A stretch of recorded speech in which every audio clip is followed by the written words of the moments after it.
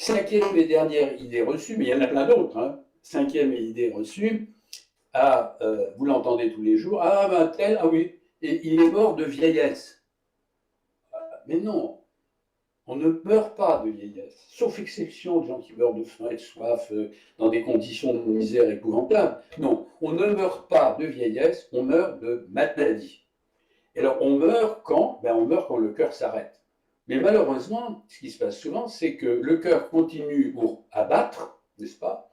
En revanche, le cerveau est mort. Pourquoi il est mort? Parce que le cerveau consomme 10 fois plus d'énergie que tous les autres organes du corps.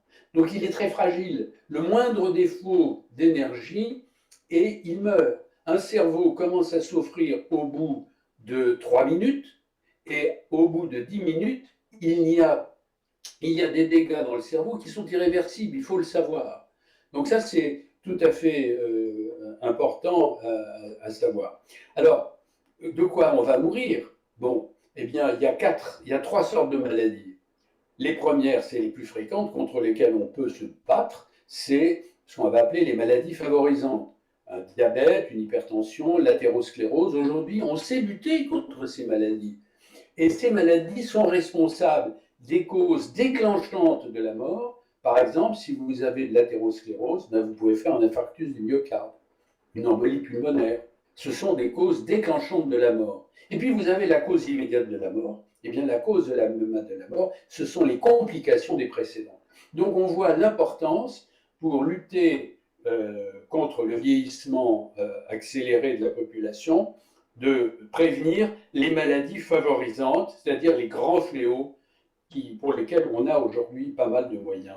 Il faut quand même le dire. Et tout ça nous aboutit au dernier point que je voulais aborder sur la mort, c'est que la mort est tabou. On n'en parle jamais, on dit d'ailleurs de quelqu'un qui est décédé, on ne dit pas qu'il est mort. On ne sait pas où on va mourir. J'ai appris à grande surprise que plus de la moitié des gens meurent à l'hôpital. Mais l'hôpital n'est pas fait pour mourir, on doit mourir à la maison. 27% seulement des gens meurent à la maison. J'ai lu 13% ou quelque chose de ce genre-là dans les EHPAD. C'est déjà trop.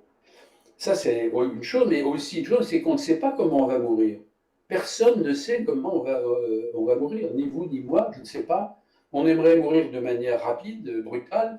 En réalité, c'est jamais comme ça. Les gens qui vivent et les soignants qui vivent dans les EHPAD savent très très bien comment la mort est souvent affreuse, avec des maladies chroniques prolongées ou avec un affaiblissement continu et de toute façon dans des conditions d'agonie qui sont désastreuses. Voilà, il faut le dire.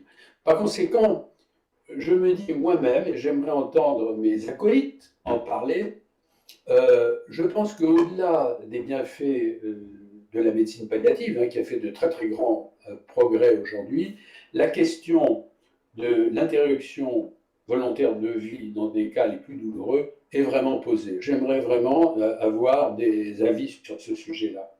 Enfin, je voudrais terminer par deux mots. Le premier, c'est le bon sens. Le second, c'est la science.